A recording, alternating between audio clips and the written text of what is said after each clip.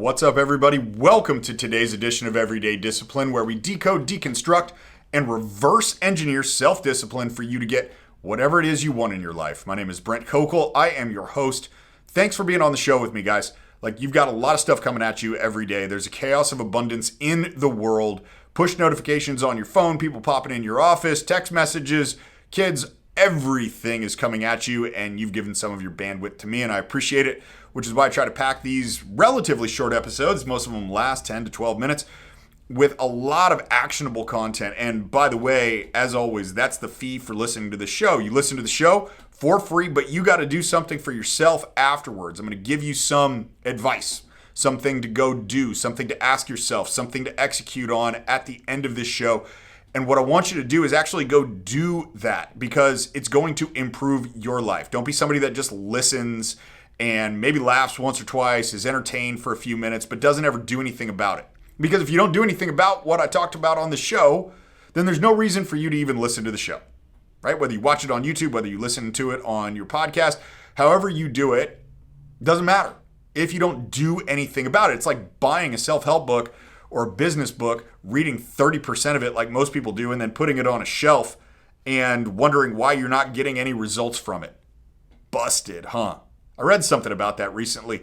It's really I want to say 90% of people read 30% of books that they buy, especially about personal development or about business development. And you wonder why so many people are stuck. When somebody writes a book, it's like 10 years of their life and experience into the compressed amount of pages. You get to get 10 years of experience in about 2.5 weeks. That's how long it takes me to read books. Yeah, that's what you get. And it's crazy because now that I'm writing books, I've got 2 of them that are going to be coming out in the next, in this calendar year. I got 2 books that are going to be coming out that are collectively about 15 years of experience in my life that's designed to help you fast forward yours. We'll talk about those on another day because, well, right now they're just not ready for you yet, but I am excited about those things. What I want to talk to you guys about today is a really valuable lesson I got when I washed my truck recently. So I bought a truck late 2022, and it was the first truck I ever had. Before that, I would buy really fancy cars, right? I'd drive BMWs, Porsches, shit like that. And I bought this truck because my accountant said, hey, you got a big tax problem. You need a 6,000 pound vehicle. Go find the most expensive truck you can. And I was like, checkmate, that sounds great. Because I'd always bought cars, even though cars never made me happy when I bought them. So go figure. But I still figured all right, we're going to go buy a truck. So I find this Ford Raptor that was up in Oregon, and it was a modified Raptor. It's got 4-inch lift kit on it, 37s, whole bunch of body work, and it was painted matte black, not wrapped in matte black, painted matte black. Thing looked badass. It looked like Batman should drive it if Batman drove a truck. So I was like, yes, please, send that thing down to me. So I had it sent down to California, and I just drive the truck around. Sold everything else that I had that had 4 wheels, and I just drive the truck around because I love it. There's always something to put in the back of the truck. Plus, my kids get in it. Like my son gets in it after baseball, and he's got muddy cleats, and I don't care. He walks across the seats. I'm like, it's a truck. That's the way it goes. We took it off-roading in October of last year, and you got this giant scratch down the side. And I didn't care because it's a truck. So I like the truck. I don't wash the truck very much, though. That's one of the beauties about matte black. It's not like regular black. Regular black car, man, that thing will show dirt all day.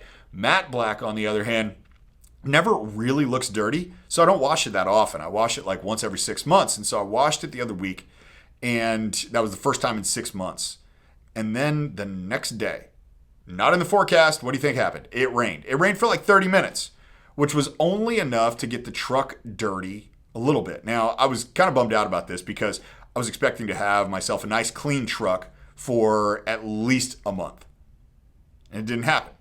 So the lesson that I got in that, and the lesson I'm sharing with you guys here, is that the work doesn't entitle you to the result. Like you think it does, huh? But the work doesn't entitle you to the result. Most often, what this is about is there's a misalignment. There's a misalignment between your expectations and the results that you get. You think that, hey, if I do the work, then I get the result. This is the conventional wisdom because most people don't even try. They're not even doing anything to attempt to get the result. So if you do the work, then I get why you think that you would get the results. But I'm going to have you consider it's not that. What it is that if you do the work, you get the experience. And sometimes it's the experience of simply what doesn't work. Right? That's all it is. That's the experience that you get. Here's an example of this in my own life when I first started running ads, right? And I've run ads to a bunch of different products, physical products, digital products, consulting services, like all sorts of stuff. I've run ads to a ton of different things. But when I first launched ads, man, I put so much effort into this. I put so much effort into learning how to do it. And I put together all these creatives, which are images and videos. I probably had 15 different creatives. I had 20 different headlines, and I would run all sorts of ads. Tons of them. Tons of work that didn't work, right? All the work that I put in didn't work. It just didn't.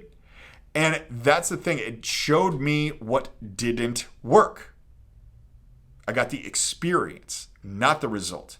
The experience helped me understand these types of things don't work, right? So I learned something very valuable from those ads because I'd started it out from a brand-centered position or a me-centered position versus a customer-focused position. If you're listening to this and you're like, duh, I know that. Well, good for you. I didn't. And so I had to make that error in order to get that lesson. So it's not about your effort. At the start, what it's about is about your experience. And that's not just in running ads, though that's the example that I used here. It can be in anything you're trying to do in your business or even in your life for that matter. It is not about the effort. At the start, it's simply about the experience that you get for it. Now, there is a point out there in the future where there's a conversion point between your experience and your effort, where you start seeing the results that you want show up, and they show up a lot faster. There's a way to compress that by failing quickly and all that. But right now, I can tell you that I'm pretty much at the point where I know exactly how many leads I'm going to get if I drop $50,000 on ads. But that's not because I am an ads guru or because I have really done anything in that space other than run a bunch of ads. And so I got the experience, and the experience is now at the point of the convergence with the expectation of my results where I can get that. So here's the deal. When you're in that spot, you've got two different choices, right? And this is when it's not working. When you feel like your effort should be delivering a better result than it's delivering right now, you've got two choices in that situation. You can do what most people do, which is you can get frustrated, you can get angry, you can get pissed off because it's not working the way that you envisioned it working. You feel like the universe owes you because you've done the work when so many people are unwilling to even do that. That's one way you could do it. The second thing that you could do is do the thing that very, very few people do, which is shift their perspective into a spot of the lesson I need to learn from this is the following, and then just fill in the blank. Because that experience is going to lead you to your next effort, and your next effort is going to be more successful than your last one. And then it just builds and builds and builds to where there's this model where you fail a little bit less each time. You fail a little bit less, a little bit less, a little bit less, a little bit less. Then all of a sudden you just hit it. And that's where people who seem like overnight successes that had no money 3 years ago and now are multimillionaires. That's what happened, right? They built their skill over time by screwing things up, by having a ton of failures. That's exactly what happened to me, right? That's exactly what happened to me. There were years and years and years where I would just beat my head against the wall and I couldn't figure out how to get over the wall, and I would fail, and then I would try something a little bit different and I would fail at that again, and then I would try something a little bit different and I would fail at that again. But the magic of it was, once I got over the frustration of it, was that it helped me learn something new each time, and it got me a little bit closer.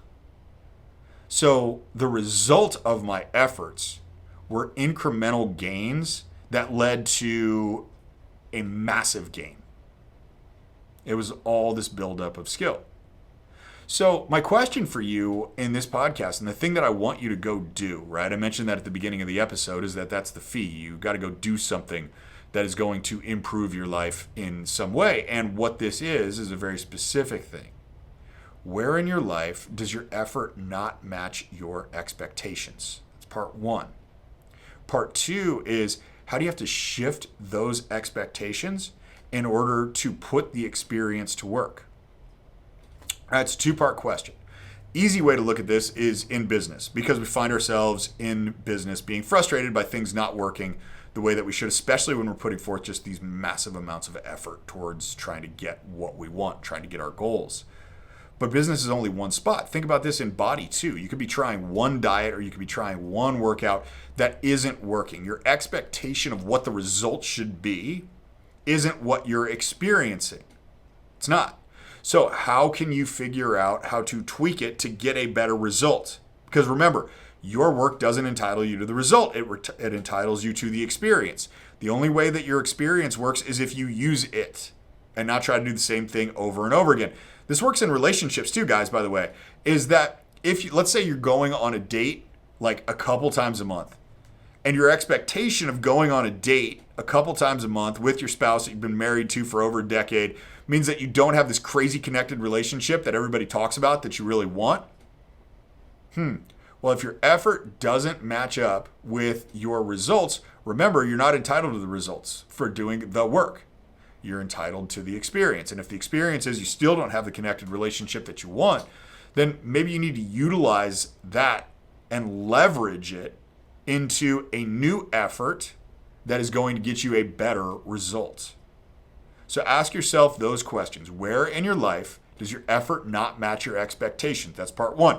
Part two is how must you shift those expectations to gain the experience you need to make it work for you?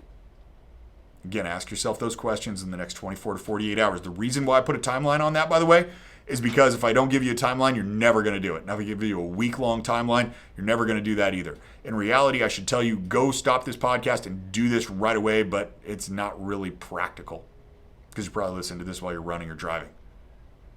So we won't do that. 24 to 48 hours, though. That's the timeline, guys.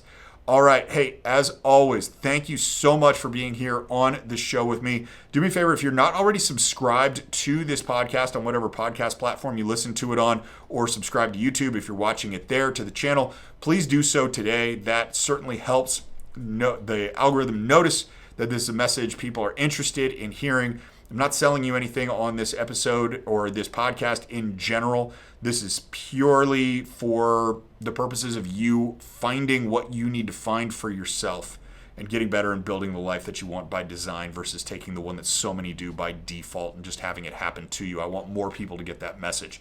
So please do subscribe on whatever platform you are either watching or listening to this on. It would mean the world to me.